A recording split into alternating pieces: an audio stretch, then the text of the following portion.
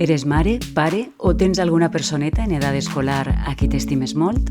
T'expliquem la nova llei educativa de la Generalitat Valenciana, una norma que afecta directament la manera en què els nostres fills i filles viuen l'escola. Sabies que totes les famílies que vivim ací hem de triar si volem que els nostres xiquets i xiquetes estudien en valencià o en castellà? Saps que la tria que faces es mantindrà durant tota l'etapa educativa? Te n'has informat ja? Si no és així, aquest vídeo és per a tu. En què consisteix la nova llei? L'alumnat de primària i de secundària que vagi al grup de valencià tindrà 5 o 6 assignatures en valencià, 2 o 3 assignatures en castellà i d'1 a 3 assignatures en anglès, mentre que al grup de castellà serà a l'inrevés. I es pot garantir que tot l'alumnat pugui estudiar en la llengua que la seva família ha triat? No. El fet de poder estudiar en la llengua triada no depèn només de la tria que fa la família, sinó fonamentalment de la tria que facin les altres famílies de l'escola. Ens expliquem.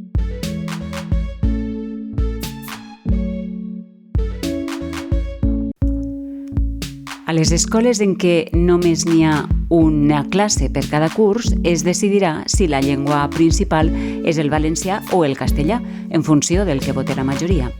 A les escoles amb 2 classes per cada curs cal que, com a mínim, un 25% de les famílies trien la llengua perquè es crea una classe en valencià i una altra en castellà.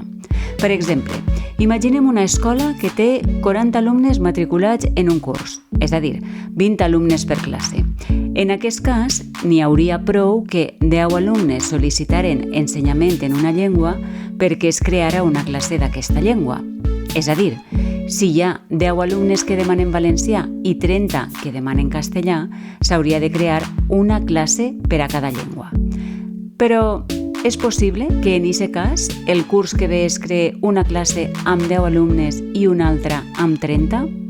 No, això no és possible, perquè la llei no permet que hi hagi més de 25 alumnes per classe. Per tant, en aquest cas, 5 alumnes haurien d'anar-se'n a l'altra classe. I com es decidís quins alumnes hauran d'anar a la classe que no han triat? Aquesta és una altra pregunta clau.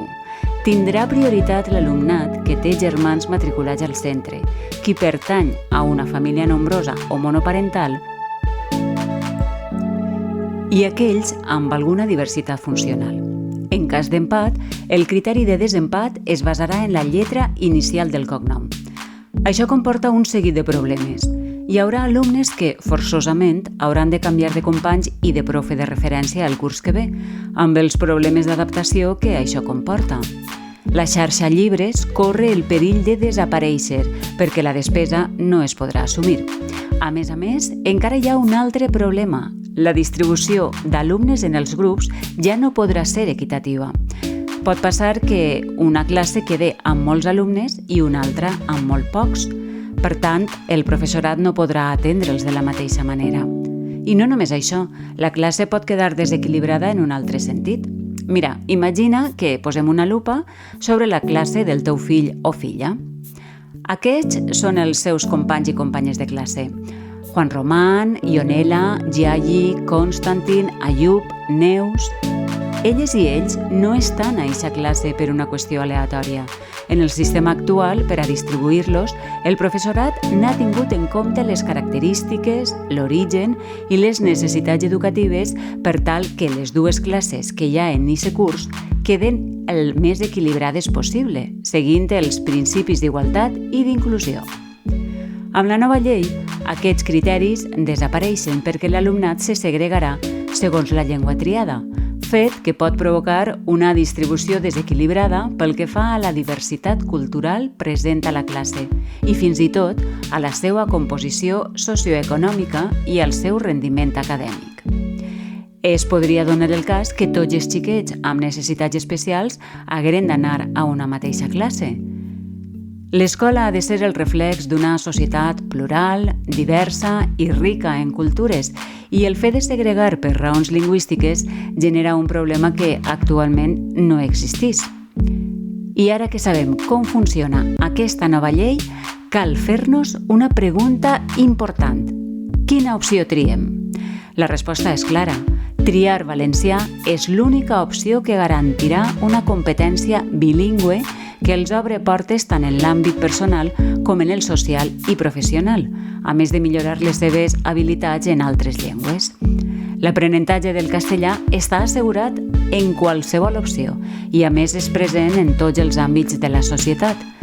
Aprendre valencià és una oportunitat que molts xiquets i xiquetes només tindran a l'escola i és essencial per a garantir la plena integració i igualtat d'oportunitats. És clar que aquesta llei no s'ha fet pensant en les criatures. Les famílies haurien de vetllar perquè els nostres fills i filles puguen exercir el dret constitucional a conèixer els 2 idiomes oficials. Per la integració i la igualtat d'oportunitats, marca sí al valencià.